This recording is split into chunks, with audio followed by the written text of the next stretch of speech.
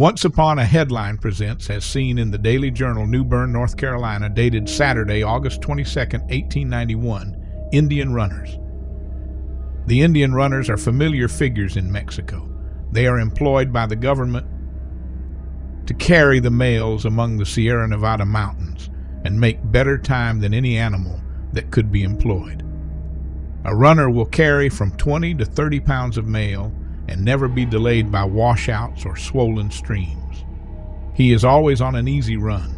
That must carry him along at 6 or 7 miles an hour at least.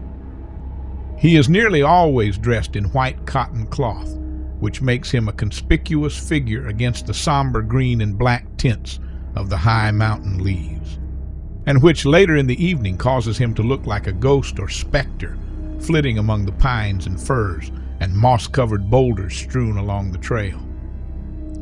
The trails, on the steep places, wind backward and forward in stretches from 50 to 75 yards in length in order to find a grade up which a heavily laden pack mule can make his way. But the athletic carrier does not run the whole length of these windings in descending a hill.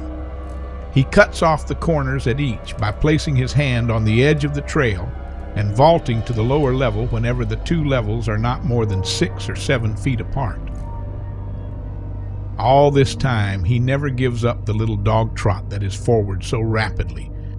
The carrier will, in a half an hour, go down a mountainside that would take the best mule in a bullion train or the fleeted one ridden by the little Mexican caballero, the best rider in the world, half a day to accomplish.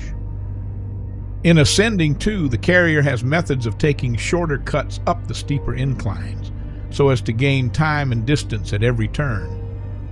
That concludes this episode of Once Upon a Headline, where history whispers to us from beyond the ink.